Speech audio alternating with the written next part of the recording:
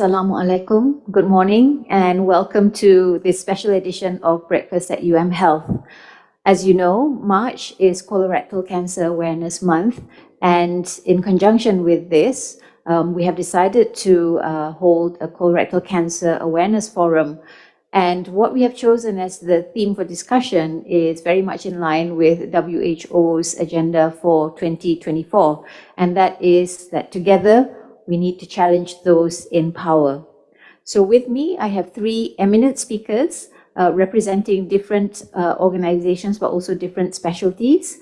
So first up, we will have Dr. Ruben Gregory Xavier, who is a colorectal surgeon at the Department of Surgery in University Malaya Medical Center.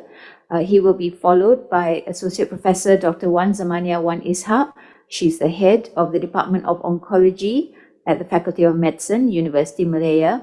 And last but definitely not least, we will have YBhg Dato Dr. Fitjerald Henry, the National Head of Surgical Services in the Ministry of Health of Malaysia. So how we will run this is that each of the speakers will present on their topic for approximately 10 minutes or so, and then we will have a forum discussion afterwards. And I encourage those who are watching to post any questions you might have online, and we'll try to get to it as soon as possible. So without further ado, I'd like to invite Dr. Ruben to speak on healthcare systems pitfalls in surgical management of colorectal cancer. Dr. Ruben? Thank you, Prof. I'll just share my screen. A very good morning. I'm Ruben from the Colorectal Surgical Unit here, and I've been tasked to talk about healthcare system pitfalls in surgical management of colorectal cancer.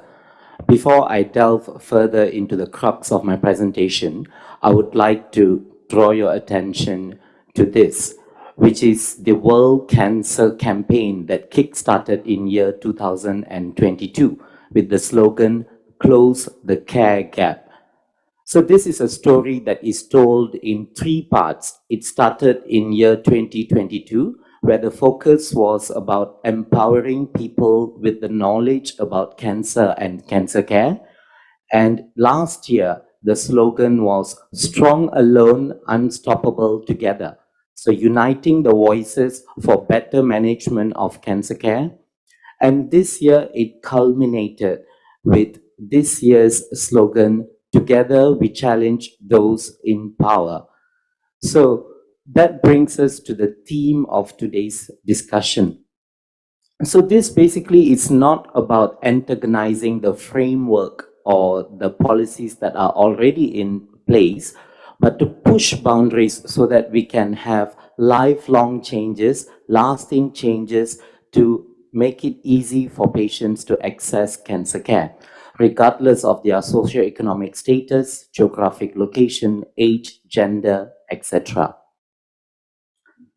So now, moving on to the pitfalls and the barriers in cancer care. There are a myriad of factors, but I'm going to focus on these three main pitfalls, I would say, in accessing cancer care. One is accessibility. Although we in the setup of University Malaya and UMMC are in an urban setting, cancer care and accessibility is very difficult for many of our patients. If we look at the geography of Malaysia, the tertiary centers with colorectal services plus minus oncological services may not be so accessible. Next, limitation of resources. Everything from screening to investigation, treatment, and surveillance from the aspect of endoscopy, oncology, surgery, as well as radiological examination has limitation of resources, and thus comes the waiting time. And thirdly, cost. The vast majority of our patients do have some financial constraints to cost or to manage their cancer care. This is from investigations, treatments, surveillance, and stoma as well, whether it is temporary or permanent, when they will need stoma care, stoma bags, and accessories. So what are the financial support and subsidy in place? So since we have looked at these three main issues, how do we overcome them? accessibility. From the time of an FOBT screening test positive, there should be referral pathways that are already in place. So at the moment, from clinic kesihatan or primary care, when an IFOBT test is positive, then this is alerted to the feeding secondary or tertiary hospitals. And it is on the onus of the surgical department of that particular hospital to follow up and arrange for a subsequent endoscopic examination. These are alerted either in the form of email, phone calls, or WhatsApp messages. Next, fast-track investigations. So patients who have a screening test that is positive or endoscopy that is suspicious of a malignancy should have their whole subsequent investigations already fast-tracked. So that brings us to patient navigation. So cancer care is an arduous journey, and it is not just from the time of diagnosis to surgery, but it is until the post-op care, surveillance, and possibly plus minus some oncological treatment as well. So in our center here, what we do is from the time of an endoscopic suspicious malignancy, these patients already have their care path lined out because we capture this in a database. So we have a timely manner where we see them to review the histopathological examination, when their staging CT scans are done for rectal cancer, when the MRI pelvis is planned for. And then we try to discuss all these patients in our oncological MDT meetings that we have every week, especially for complex cases and rectal cancers that may need some neoadjuvant treatment.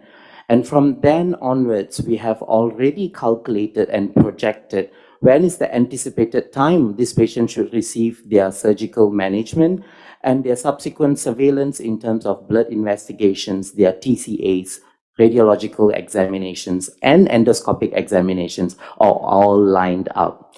So I think if each of the surgical department in the hospitals take their onus on themselves to plan out this patient navigation, we can prevent a lot of fallout and also facilitate these patients to have a smooth journey in their cancer treatment.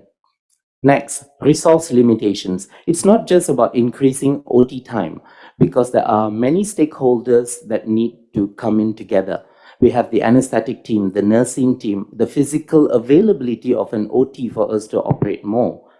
So some of the things that we can do is probably leverage on public-private partnership. So this was something that we visited during the COVID period, where we couldn't operate on our patients because we were focusing on COVID care. And we did have a lot of our patients sent out to private hospitals decanted, then they have their surgery done and come to us for our follow-up and surveillance. And in the health white paper for Malaysia in 2023 that was done by the Ministry of Health, the public-private partnership is mentioned as one of the initiatives to offload the public sector with the load that they already have. So maybe this is something that we can try and push boundaries for.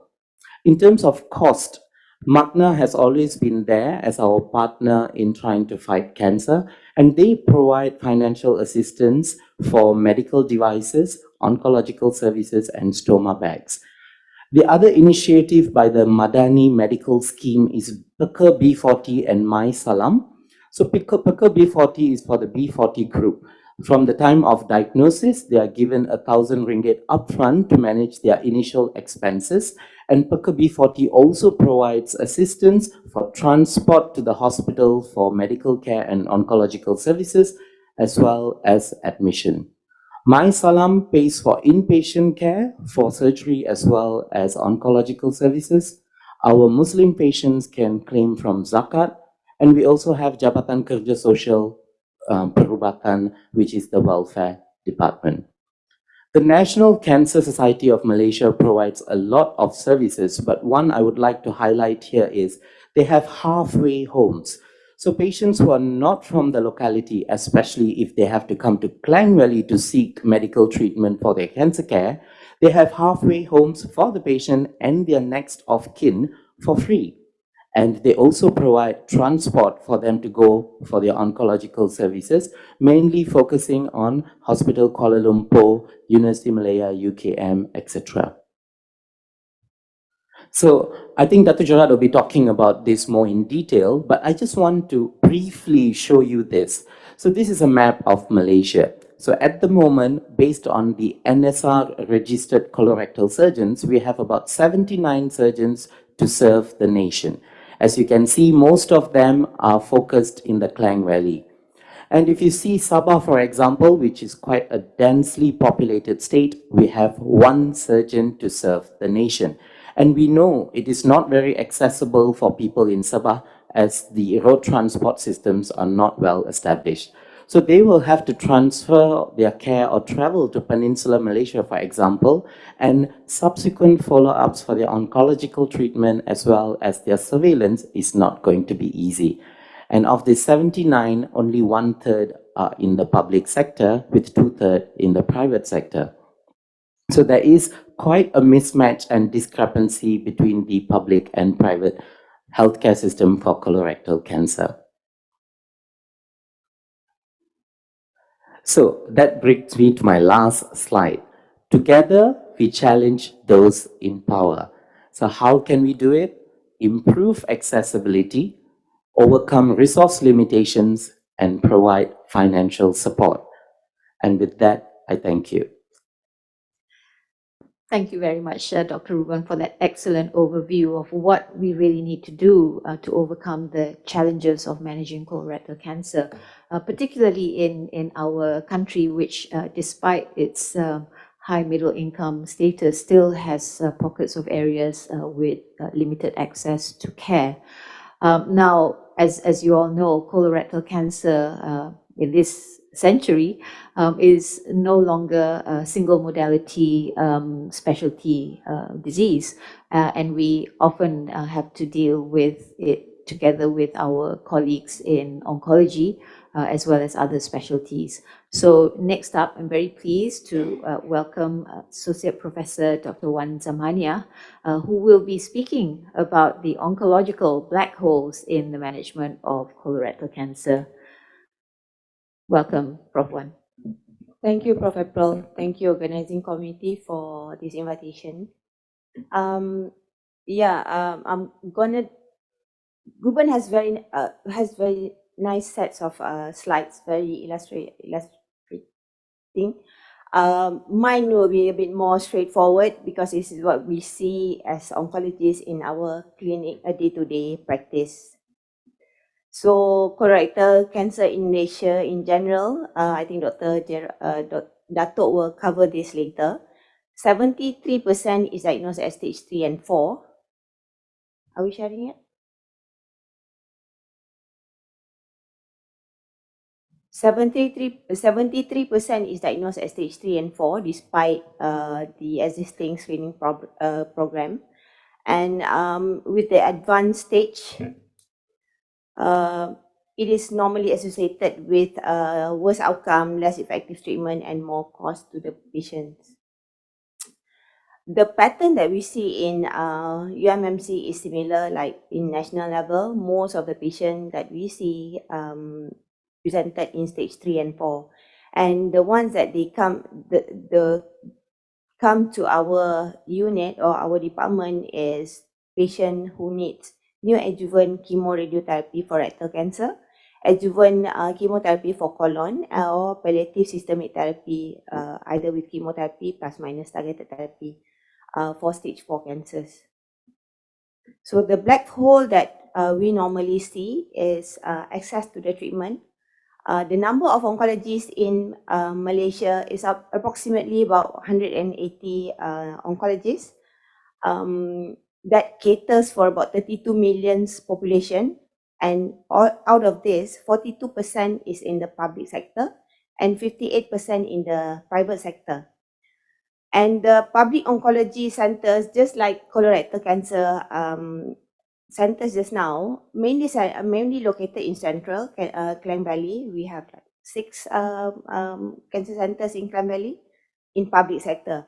I'm not going to touch on the private center because we have a lot of those in private, but not in public. And some states don't even have any oncology center. For example, Terengganu, Pahang, Kedah, and Perlis. And most of our patients don't have access to clinical trials because of the lack of cancer centers in Malaysia.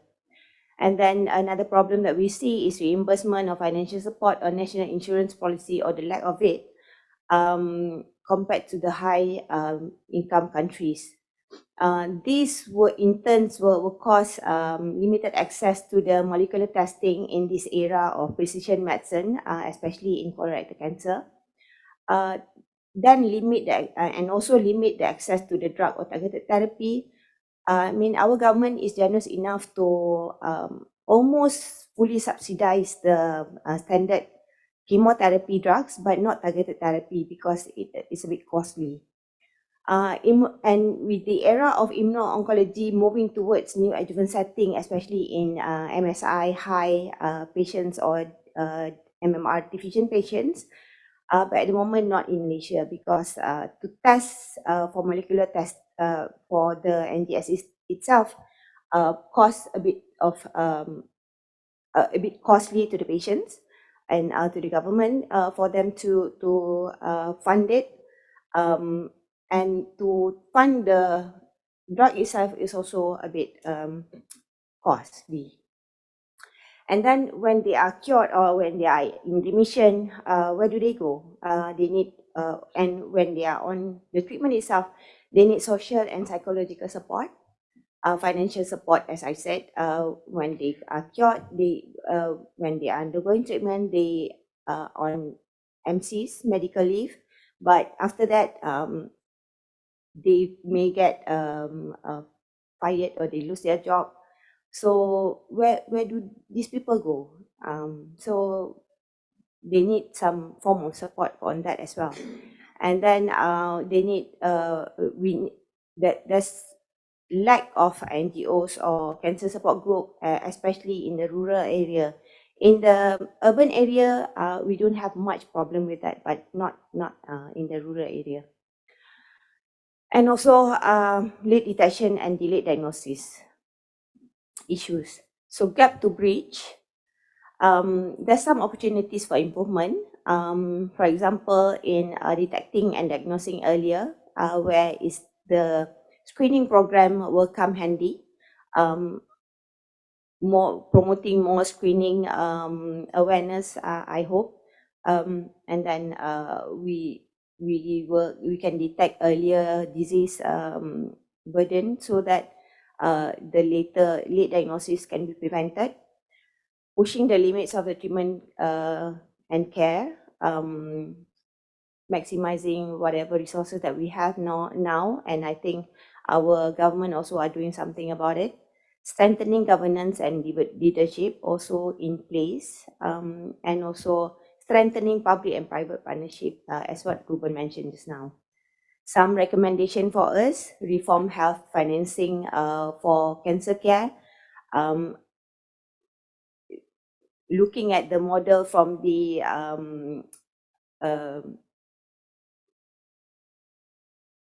how do I say, developed countries like Japan, European countries. National health insurance will come handy in this, moving towards value-based medicine by picking only opting for opting for cheaper treatment with similar efficacy, coordinating stakeholders under central governance, mainstream the treatment navigation and psychosocial support, and strengthening monitoring and application of cancer control data, which what we have in place now is just that we need to strengthen it. That's all from me. Thank you. I'll pass to Dato after this. Thank you very much, Prof. Wan. So obviously, it goes beyond just healthcare financing, although that's a major issue. I think there are also other aspects of availability of facilities, or patients' attitudes towards seeking help seeking. Yeah, So I think that's a major issue for us as well in this country. especially in the rural area, they go more to the traditional medicine healers first before they come to us.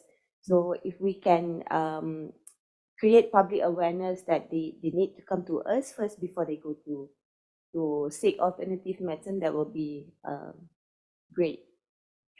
I agree wholeheartedly. And I think to give the perspective of the major healthcare provider in the country, which is the Ministry of Health, it gives me great pleasure to welcome Dato Dr. Fitjerald Henry, who is the National Head of Surgery at the Ministry of Health Malaysia. And you know, I'm really hoping that you can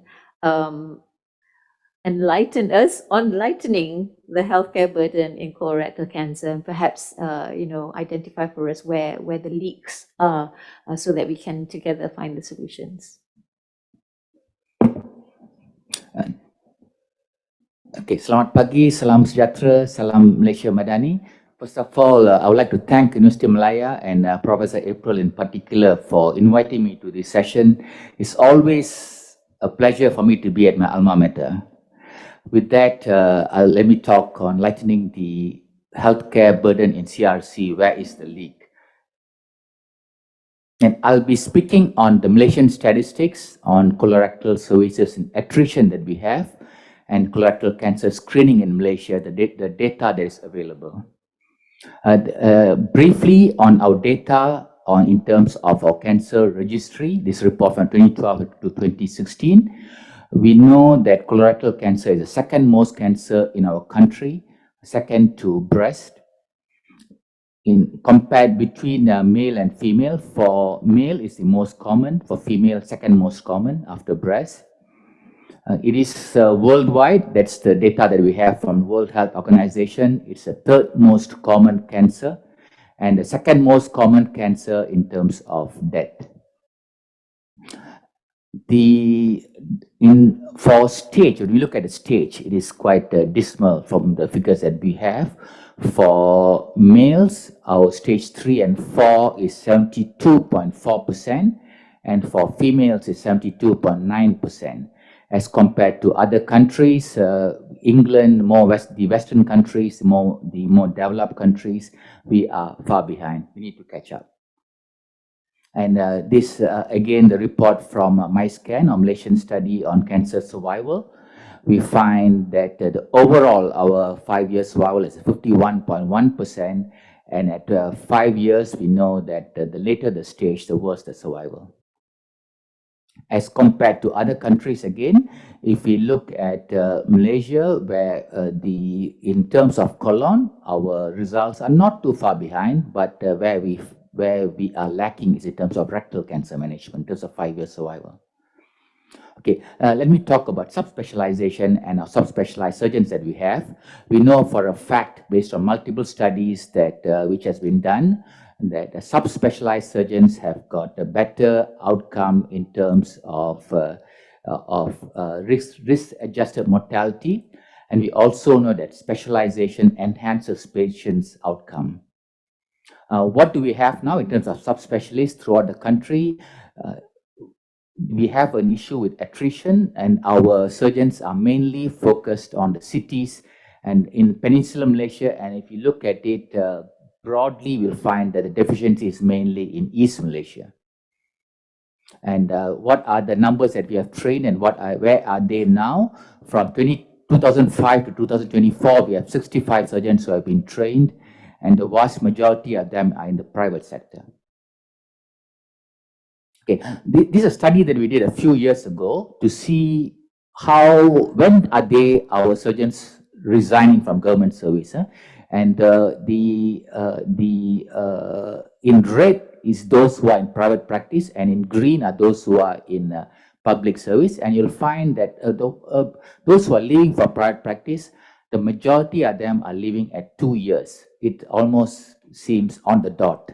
And the reason being that that's where our contract stands at that point in time, even though we have increased.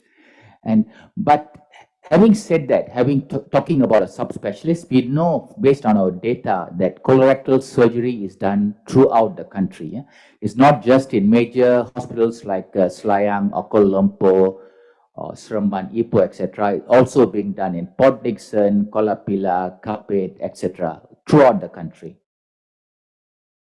Okay, so what are the challenges that we have in terms of attrition? We have been working on improving service, promotions, yes, but let's talk. Maybe we can talk about it later during question and answer. Whether is it really stopping the gap or not? We have been also talking about the 1-year program instead of a 3-year program. We have introduced this about 2 years ago. Not very popular because they do not have an NSR registration, and many of our surgeons want to be on NSR list. We determine the final posting, which means when they join the program, we already tell them where the final posting is going to be. This is so that they can plan their social life. And we tried to increase the length of contract, but has it worked? It is not being. We're not seeing it in terms of the data that we are receiving. And we have also tried to increase the number of training posts, because even though we know they're leaving, at least if they're staying for the first couple of years, it will help us in terms of providing the service. Okay, this circular, which was from February of 2020, whereby the contract has been increased. The contract for those who are taking subspecialty services and subspecialty training, and you'll find that in number 2 is where our surgeons fall under. For 36 months, the current contract is about 6 years, and the payment back is at 600,000. Okay, and we also have got our white paper, which on health reformation, which has been produced last year. And one of the things that we spoke about, as what has been described by the other speakers, is on increasing private-public partnership, increasing in terms of our patients going to private sector, and also in allowing our surgeons to have access to private services. Has it worked? There are a lot of challenges here, but it is one of the things which can be considered. And our health minister, during his first term, he had described about moving towards private-public partnership in terms of improving access for our patients, because we know that the demands of public care is huge, and sometimes we're not able to meet it. Okay, we also have to look at other programs which we are looking into, and one of them being global surgery. We are trying to increase our coverage of our hospitals in terms of specialist care. Out of 156 public hospitals that we have, we are increasing the number of hospitals to become hospital per pakar, so that they receive more care instead of referring all these patients to the hospitals with specialists. Okay, briefly on what we are achieving in terms of global surgery nationwide, in terms of bellwether access, which refers to access to cesarean section, laparotomy, and open fractures. Nationwide, we are at 94%, which is admirable. But we're looking a little bit further, we'll find that for Peninsular Malaysia, it's 100%. Bellwether access refers to access to this care within 2 hours. But the deficiency is in East Malaysia. Okay, and we are working in improving that. We are at various sessions in discussions in terms of improving that. And in terms of National Strategic Plan 2021-2025, one of the things that we have been focusing on is in improving early detection and diagnosis. So let me end by talking on this. So why do we screen for colorectal carcinoma? We know that cancer is a costly illness. From our health economics calculations, for stage 1 cancer is estimated to cost about 12 to 13,000, but for stage 4, the initial cost itself comes to about 25,000. It doubles, and it can be prevented and detected early. Premature death can be prevented. And also, it's part of our Sustainable Development Goals 2030, which aims to reduce our non-communicable disease by about 1/3 by the year 2030. Okay, let's talk about the prevention and screening and health promotions. A substantial proportion of our colorectal cancer burden can be attributable to modifiable lifestyle factors, which includes high body mass index, our diet, lack of physical activity, tobacco, and alcohol. And it's estimated that 18% of our cases can be prevented by these preventive measures. And we are trying to, and by early detection, we're trying to detect cancer when it's localized to its organ of origin before it invades to surrounding tissues. We also know of the adenoma carcinoma sequence, whereby it is estimated that overall risk of adenoma progressing to cancer is 2 to 8% over 10 years and increases with the size of the polyp. Now, what we are doing in our country is mainly opportunistic screening. We don't have a nationwide program, but what we do is when patients come to our hospitals for other factors, for example, they come for diabetes or hypertension care, we do this opportunistic screening at the same time.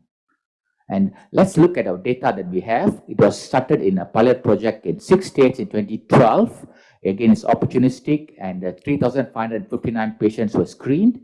And we started the implementation in 2014, and the approach, it was a selective opportunistic screening, a single IFOBD test. And let's just focus on the results that we have. We screened 11,230, and out of this, what we diagnosed is that 20 cancers only, which means that to diagnose a small number of cancers, we have to do a large number of screening, large effort involved.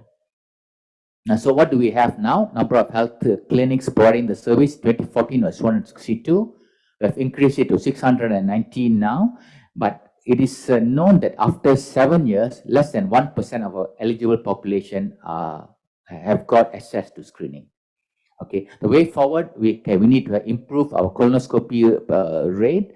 We have to increase our promotional activities and talk about facilities outside KKM, and also look at our national strategic plan. So let me end by talking about what has been spoken about also by my previous speaker, that a lot of the issues that we have is lifestyle factors. We have a problem with obesity, and it's estimated that 51% of our adult population fall into the obese rate. And if you look at the newspaper, the Star newspaper over the weekend, we have lots of quick fix medications, and it's also noted that 14% of our cancer patients in stage 2 still access alternative medicine and do not come for the modern services that we have. With that, I thank you. Thank you very much, Dato Gerald. Excellent indications of how we might move forward.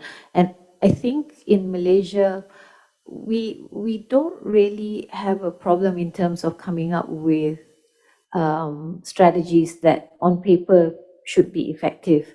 And yet we still tend to fall short of the intended targets and goals. So maybe I can start off with Ruben in your practice. What do you think are the other obstacles to health seeking? We've heard about maybe the tendency to look for alternative therapies, and we've heard a little bit about the cost of healthcare. But what other things do you think are preventing people or making it easier for people to avoid health seeking? I think it all comes down to education and empowering the public with knowledge. I think we need to be more visible. So if we look at the International World Cancer Programs, one of the things that they did was to go out and share the knowledge about colorectal cancer using other modalities. So there has been artists, there has been the use of music, fun run activities, nature, but not specifically a colorectal related event, but with the tagline of colorectal cancer. And there are a lot of associated activities during these programs, which basically improves the education among the public. I think we are getting there. We are doing a lot. And we are going out, and I think the outreach programs are the important ones, because what we can access on social media or in a urban setting, it's already there. It's the people who do not have access or knowledge to this that come in late. And I think if we can go to them rather than try and bring them to us, a little bit of knowledge and education, I think, can go a long way.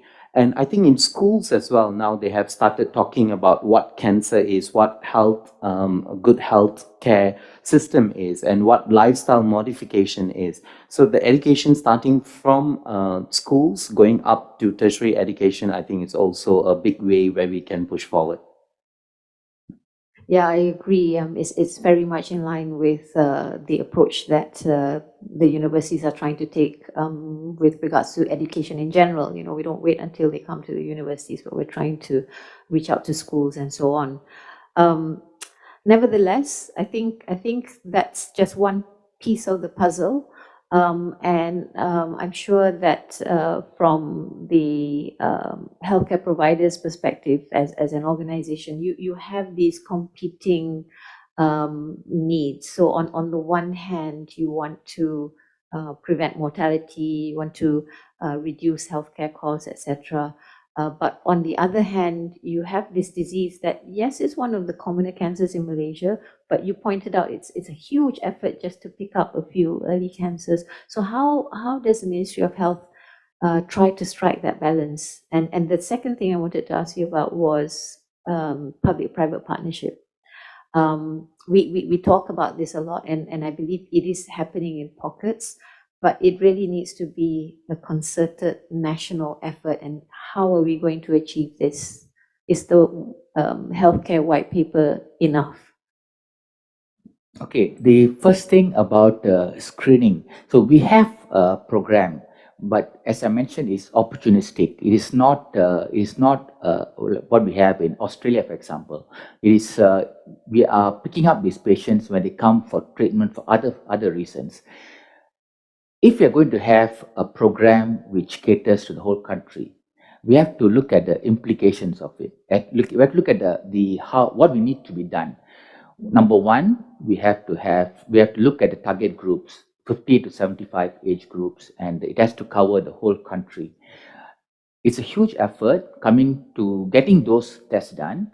And what happens after that? The problem that we're going to face is what happens once we pick up these positives.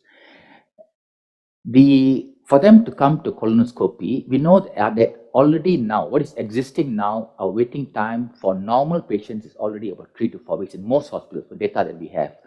If you're going to add on to have this screening into our existing hospitals, it's going to be a huge burden. So we were talking about having centers which just caters just for the screening purposes, which means specialized centers which only does particularly for screening.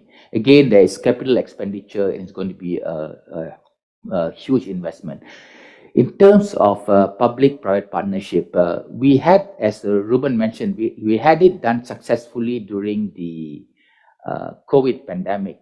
But looking back at what we were doing and looking at it retrospectively during the COVID pandemic, when the treatment per se can cause, we have a fixed sum for this treatment. But what happens, often the treatment is not just the surgery alone. It comes to, what if there's a complication? What if there's an ICU care? And what about the follow-up treatment? The costs are lot more.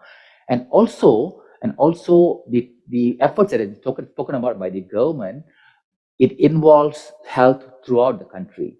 And we know that for our data, that our services that we have for colorectal is all right as compared to others.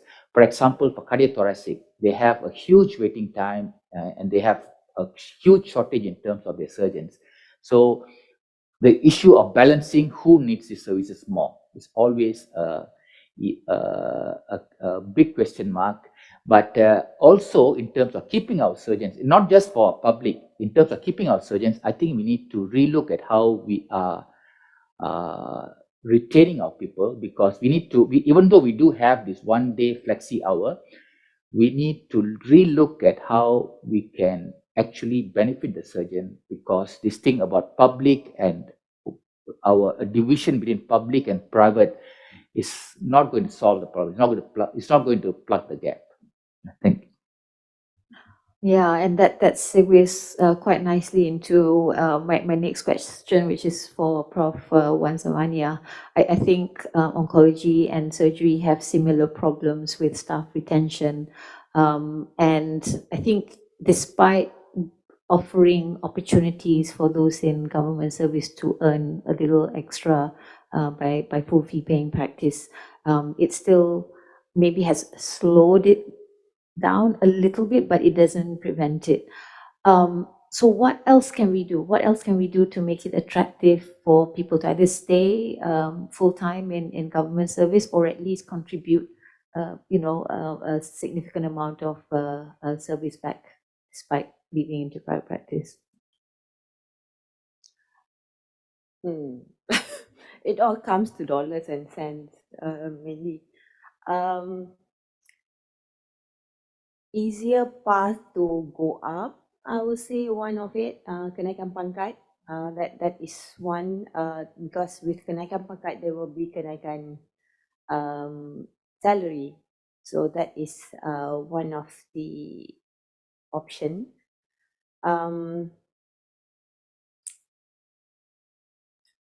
It's very difficult to retain oncologists in the public sector unless they are really how do I say, government pro people, because the money is very attractive. They earn like 5 times, 6 figures kind of, not 5 figures, 6 figures in the private sector, especially for the oncologists.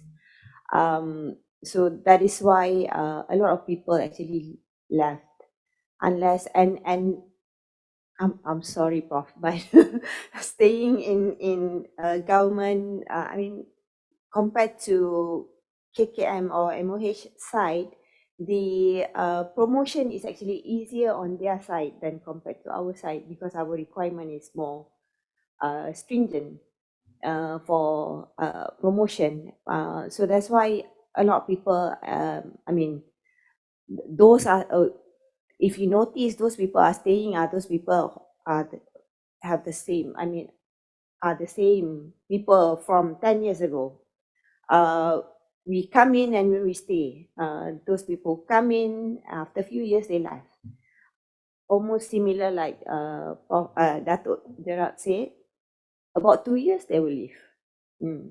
So yeah, increased salary is one thing that may slow down the attrition, but it will not prevent it 100%, because the attraction outside is more, and then the new oncology center coming up like mushrooms after the rain. There's a lot, and then the well-established oncology centers in the private sector are looking for more people every day. It's just that for us, who is, Prof. Hari said, dinosaur in that we come and stay, the private sectors are not coming to us anymore because they give up. They came few times and then we say like, oh, let me think about it. Then they give up. But other than that, the money is money and quality of life mainly they are looking for, which is slightly better outside, greener on the opposite side. Yeah, so I think there needs to be a paradigm shift, it sounds, right? That what's worked in the past doesn't work anymore, and we need to be creative about how we find solutions. I really think that there has to be a national effort to really have almost like a unified healthcare system, no longer sort of fully private or fully public, and it has to be made attractive for people to stay in government service. I remember a time when, you were guaranteed at least scholarships for your children, for higher education, and you were given quite attractive perks and privileges from being a government servant.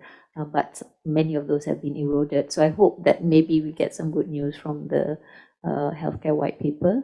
But I think for those of us on the ground, we need to try and find ways to work together, so make it more seamless healthcare between KKM and universities, KKM and private sector, universities to private sector, and so on. So many of you have touched on healthcare costs, and again, there's this there are these contradicting or conflicting aspects of care. So for the healthcare service, you would rather have them detected much earlier, or even prevented through the screening programs, etc. Right? On the other hand, we have a situation where more than 70% are advanced cancers, and then they go to our oncologists, where the care, although there are many options for advanced cancer care now, it does bring a hefty price tag with it. So again, when you're speaking to those in power and you're trying to advocate for funding, how do you balance that? Because theoretically, to me, it would seem like, let's focus really 100% on screening, right, and early detection, so that we can stop the buck there, and prevent the catastrophic health expenditure that advanced cancers often result in. But that's not going to help people right now, because right now they're coming with advanced cancer. So how would you balance that, Dato? Or is that like an impossible question? Well, I'll speak about the efforts that we have done and what I've seen. On a personal perspective, what I see the problems are. Number one, the screening is the commitment that's required is huge. And if you're going to do it, we need specialized centers for colonoscopy. In terms of the other efforts that the government has done, I truly believe that we have done a lot. In looking at other risk factors in the non-communicable diseases, we are looking at lifestyle changes. Looking at we have had a lot of educational activities. We must acknowledge that, I believe, but when the problems that we have now, we have a huge problems with lifestyle, in terms of obesity. We have problems with tobacco use and even alcohol use. And the way I see it now is that a lot of it is part of our culture. The food is very much part of our culture. Our celebrations, our festivities are all centered around food. And to change that is not that easy. It takes a lot more than educational, and it's the effort is not. I think it needs multi agency effort, because it's not going to be easy. And the elephant in the room that we have in terms of cancer care is we have a lot of complementary and alternative practitioners. We have no issue about them when they are involved in other diseases which is non-cancer related. But when it's cancer related, we have to say that there has to be a stop there. And as the study shows, up to 14% of our public at stage 2 are still going for alternative medicine. So I like what you said about, that sort of a united nationwide effort to try and break these or dispel these myths about care and so on. What I often find, though, is that we tend to make these efforts in silos. So individual hospitals, for instance, in Ministry of Health, will have their colorectal cancer campaigns, during March. And the universities will do, and maybe some of the private hospitals, but to get that nationwide visibility and for it to actually be part of the national consciousness, I think it needs to be done together, and maybe throughout the year, not just during March, but obviously that costs money as well, right? Now, I think one of you touched on the fact that sometimes, the guidelines that are available overseas maybe are not practical or not able to be done locally. And I think there's also an issue surrounding fees that are charged for various services. Is there some guidance on that? So there's a question also from one of our audience regarding care in private practice being very expensive. So whether that cost is justified. So I'm going to ask Ruben about how you think we can have a more concerted rather than siloed effort in creating awareness. Okay, then I'm going to ask Dato about fees and how you can control the fees in the private practice. Is that even possible? Okay. So I think the change needs to come from top down. So in terms of the awareness for colorectal cancer, if we saw over the past 2 or 3 years in other countries like in UK as well as in the US, Canada, the prime ministers and presidents have made a national speech specifically talking about cancer care. And I think this has actually impacted a lot. If we look at the international reports from this 3-year campaign, there has been a tremendous increase in the uptake for screening, as well as subsequent snowballing effects from other NGOs and partnerships that has brought this more campaigns and activities among the public. So I think we need to have a strong say or strong voice from top down, not just from political figures, but people who are of some credentials, or even people who are more seen, who have more TikTok followers, who have, yes, influencers, why not? I mean, it's like, I think many other cancer awareness groups have leveraged on TikTok and social media and hashtags, and that's how it gets to the public. And wherever you are, however rural you are, nowadays, everyone has some device with internet access, and it is a change that we should not resist. And if that is how we are going to get to the public, then so be it. And we are making all these videos from cancer survivors, from healthcare personnel who break these myths about certain colorectal preconceptions that the public has. And it's a short video everybody can watch, and that's how you kind of break some of the myths. And once you overcome those barriers, I think the eventuality is going to be more people are going to be aware and come and seek treatment. Okay, so in terms of the cost, from what I understand from my discussion with my colleagues in private, the fees that goes to the treating doctor is probably about 10-20% of the overall fee, because our hospitals are public listed, owned by business entities. So even if we control the fees of our doctors, it's not going to control the overall fees, because these are private entities, business based. So I don't see how we can control the overall cost, because it is as I was saying, only a portion of it goes to the treating physicians. Yeah, that is the trick, isn't it? Because although the doctors are controlled, the businesses are not. And I think that's again where we need to be challenging those in power to say maybe this needs to change. Maybe businesses related to healthcare should have a different set of rules and regulations, or there should at least be some guidelines as to what is appropriate to charge for a hospital admission for a particular case, because after all, doctors have to justify what they're charging. I'm not sure why hospitals don't need to charge and don't need to justify their charges. So maybe that's something that we can look at.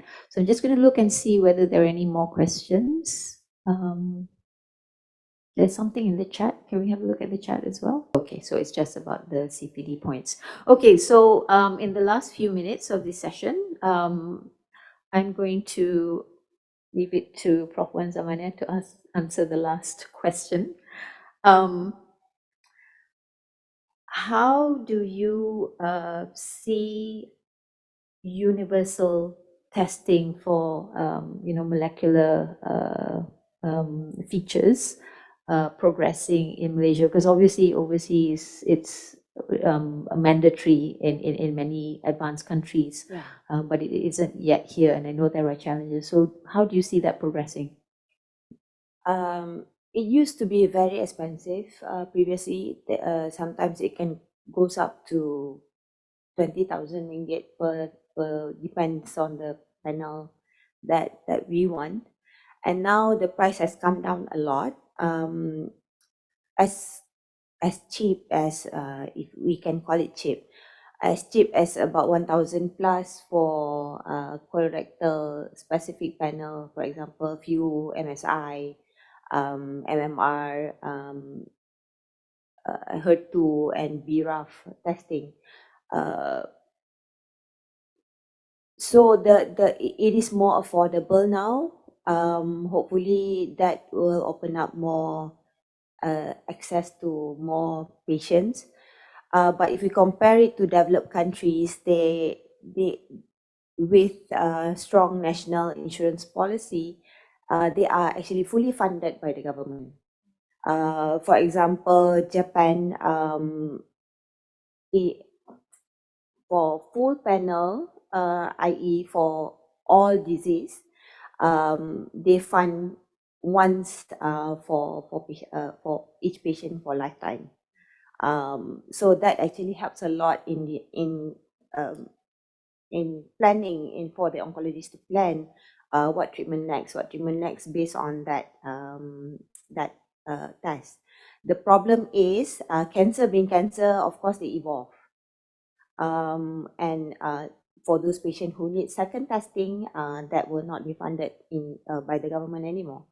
But actually it helps with the first testing. So if we can get that happening in Malaysia, we will be totally happy and grateful, because it will help a lot with the patient's treatment. We can cater it according to patient's need. For example, in stage 2, patient with MSI high, we can get away without chemotherapy. But at the moment, we blindly give chemotherapy for every high-risk stage 2 because we don't have this NGS testing to guide us because of the cost. And even though I said that the cost has come down a lot, but for some patients, 1,000 plus is actually still a huge amount of money for them. Yeah. Absolutely. I think those of us in urban settings, we sometimes forget, and even within urban settings, there are pockets of poverty and who have difficult access to care. We have to remember that not everyone has the access that we do. So in the final minutes, I'm going to wrap up. It sounds like, it's not a case of not knowing what the problems are. We know what the problems are. It is a case for advocating to those in power to make those paradigm shifts, whether it's policies or whether it's campaigns to create awareness or it's funding. That actually needs to be an all-of-nation effort. It cannot be just left to those on the ground or to the devices of the individual patients themselves. If we want to be a developed nation, then we have to work together to make those drastic changes for better healthcare for everyone. And with that, I'm going to thank my speakers. Thank you for your insights. And I hope to the participants that you found this useful. With that, thank you very much and good day.